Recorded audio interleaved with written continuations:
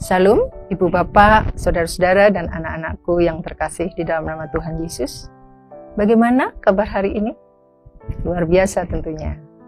Bersyukur hari ini kita beroleh kesempatan kembali untuk menerima sapaan firman Tuhan melalui program Sapaan Harian Gereja Kristen Jawa Manahan, Surakarta. Tidak terasa, kita sudah berada dalam masa Minggu Prapaskah yang keempat.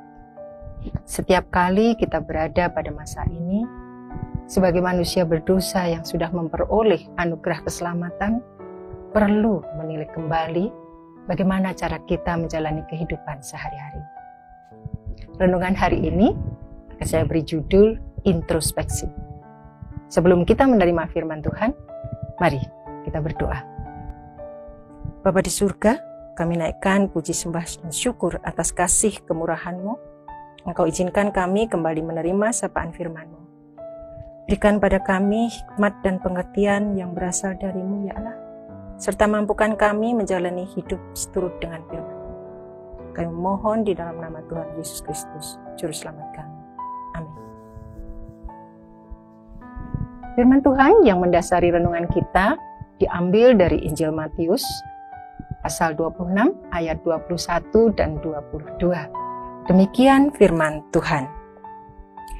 Ketika mereka sedang makan, ia berkata, "Sesungguhnya aku berkata kepadamu, salah seorang dari antara kamu akan menyerahkan aku." Dengan sangat sedih berkatalah mereka seorang demi seorang kepadanya, "Bukan aku ya Tuhan." Ibu bapak, saudara-saudara dan anak-anak kekasih Tuhan Yesus, pada ayat yang ke-21, Tuhan Yesus berbicara tentang pengkhianatan yang akan dilakukan oleh salah seorang dari muridnya. Meskipun peristiwa tersebut merupakan bagian dari rencana besar Allah tentang penyelamatan umat ciptaannya. Namun, jika hal yang serupa ditanyakan kepada kita, umat yang dikasihinya saat ini, bagaimana perasaan kita? Bagaimana respon kita? Kembali pada renungan kita tentang introspeksi. Kata ini sering kita dengar dan bahkan mungkin kita ucapkan. Dan berdasarkan Kamus Besar Bahasa Indonesia, introspeksi dimaknai sebagai tindakan meninjau atau koreksi terhadap diri sendiri. Hal ini melibatkan proses yang mendalam dan objektif untuk memeriksa perbuatan, sikap, atau banyak aspek lain di dalam diri sendiri. Masa Prapaskah merupakan momentum untuk kita umat yang dikasihinya melakukan introspeksi.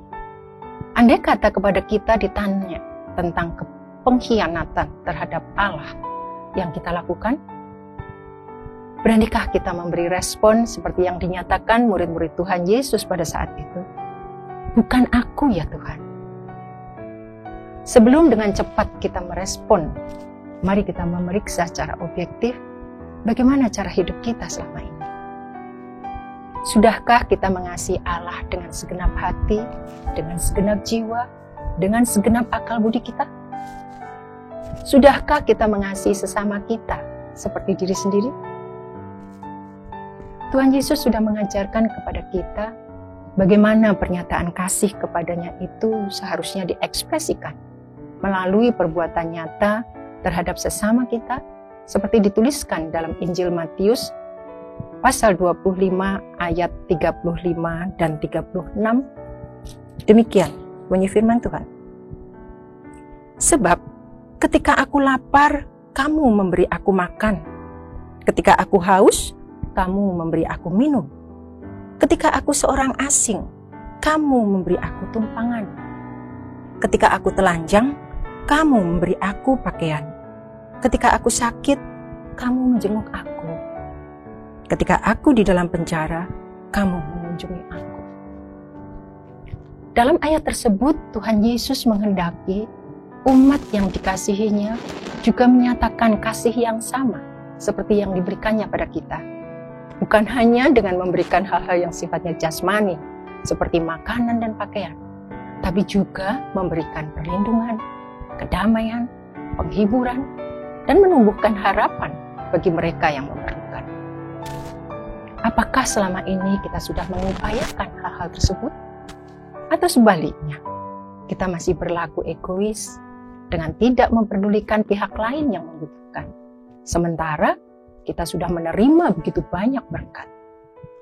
Berkat dari Allah tidak hanya sebatas apa yang kasat mata, yang dapat dihitung, tetapi juga anugerah berupa kasih Allah yang begitu besar, sehingga melampaui akal pikiran kita. Ketidakpedulian kita untuk mengasihi Allah dan sesama kita tidak ada bedanya dengan tindakan pengkhianatan terhadap kasih setianya. Ibu bapak, saudara-saudara dan anak-anak kekasih Tuhan Yesus, jika saat ini kita masih peroleh kesempatan untuk introspeksi, mari secara objektif kita mengakui tindakan kasih kita yang masih sangat terbatas. Kita teguhkan tekad kita untuk mewujud nyatakan kasih kita kepada Allah dan sesama dengan lebih peduli terhadap apa yang ada di luar diri kita. Karena Allah telah terlebih dahulu peduli terhadap kita. Kita memang tidak akan pernah bisa membalas kasih Allah dengan sempurna. Tetapi jika kita bersedia dipakai Allah untuk menyatakan kasih-Nya, maka Allah sendiri yang akan memperlengkapi kita. Allah sudah berjanji memberi kita penolong yang akan menyertai kita selama-lamanya. Injil Yohanes pasal yang ke-14 ayat 16-17a. Kiranya firman Allah yang sudah kita terima hari ini dapat menguatkan tekad kita untuk makin mengasihi Allah dan sesama kita. Tuhan Yesus memberkati kita semua.